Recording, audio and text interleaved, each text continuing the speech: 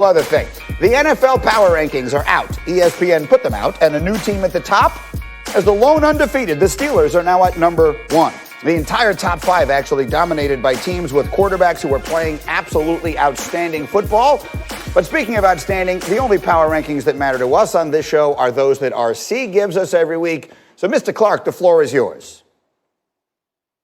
And I'm going to start this by saying this. Once upon a time, Lil Wayne said, "Don't ask me what's in my cup, because it's my cup." So I'm telling you right now, don't come at me about my power rankings. They are my power rankings. And we're starting at number 5 with the Green Bay Packers. The Green Bay Packers, they got it rolling again. You know why? Because the Wisconsin route wizard, Devontae Adams, he went absolutely nuts on the man-to-man coverage of the Houston Texans. And we finally saw Matt LaFleur get back to what he was doing. Pre-snap motion, creative play calling. And Aaron Rodgers had protection. He was doing the things that he needed to do, and the footballs were on point like we hadn't seen in 2 weeks from this team. So I love what they were doing. They got a rush on the quarterback. They were better. Number 4, I'm going to go with the Ravens, and I think the Ravens are moving along. The Ravens are playing well defensively. They turn the football over, but the reason I have them at number 4 is because that rush game isn't the same.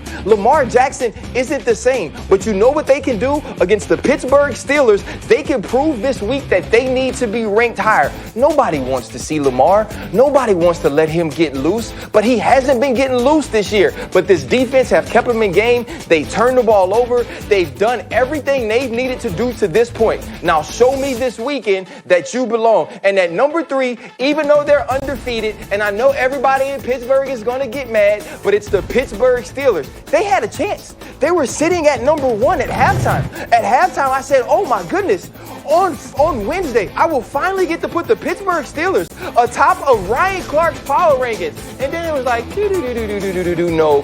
3 turnovers. You let the Tennessee Titans get back in the game. If they didn't have Steven Gostkowski, they might be in overtime. And we just can't have that from my number 1 team. And so right now, the Pittsburgh Steelers aren't there, but you have a chance to prove to me this week that you can be. At number 2, it's the Kansas City Chiefs. And people are going to say, but Ryan, they lost to the Raiders. I don't give a dang. They got Patrick Mahomes. Now they got Le'Veon Bell. This offense could do whatever it wants, when it wants. Patrick Mahomes just takes off weeks sometimes because they blow out people anyway. And this defense is getting turnover after turnover. The last 2 weeks, Dirty Dan Sorensen has went absolutely crazy. Tyrann Mathieu catching tips. They're scoring in so many different ways, even on the kickoff. So to me, this team is number 2. And this is why I told y'all, don't ask me about what's in my cup, because it's my cup. Because at number 1, it's the Tampa Bay Buccaneers. Don't care that they lost to the Saints. I don't care that it was ugly against the Packers. When this team plays at its top level, when they are at their best, they're better than everyone else in the NFL. They're better than everyone else that's playing football. And that's flag football. That's football that they call football in Europe. That's actually soccer. When they're on point, they're on point. And Antonio Brown is coming soon. You can't even stop Scotty Miller, Chris Godwin, Mike Evans, whoever they want at running back. And Devin White is a star. May end up being in the Defensive Player of the Year conversation by the end of the season. So when David Pollack comes on here, and when Dan comes on, and when Dom comes on, and they're like, oh no, they can't be number 1. I don't care, because they don't give y'all own power rankings anyway. It's ESPN, and then it's me. And that's what matters.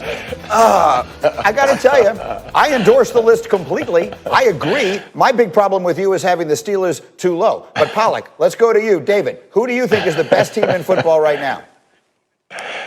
I like it. He said, we get a ranking, you don't. I don't get my top 5 like RC, but it's interesting, RC. You don't want to give love to the Steelers because they didn't finish well.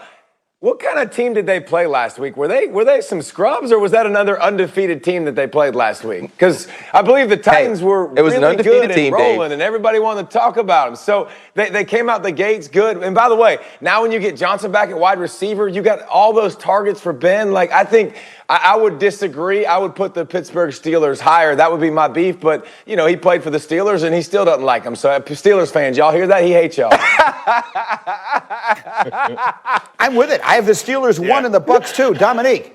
Yeah, I think you guys are right. He's being hard on them because he loves them, I guess. But I don't want to know what's in Lil Wayne's cup because it's probably codeine or some sort of drug that gets you high enough to put the Steelers at number 3. You need to put the Steelers at number 1 and stop drinking from the same cups as Wheezy. His art is fantastic, but his choices on beverages, I don't know. And he would have put the Packers at number 1. He's a Packers guy, I believe.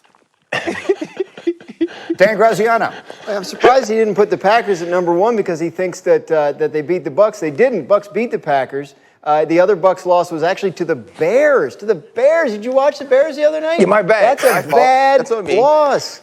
That them in your top 5. Someone said it yesterday. It might have been you, Graziano. We're going to look back at the end of this season and say, how did that game happen? Like, that's going to be the one game we look back on and say, wait a minute, the Bears beat the Bucs in week 3? Like, that doesn't make any sense at all. Either that or Jets over Chiefs. Well, okay.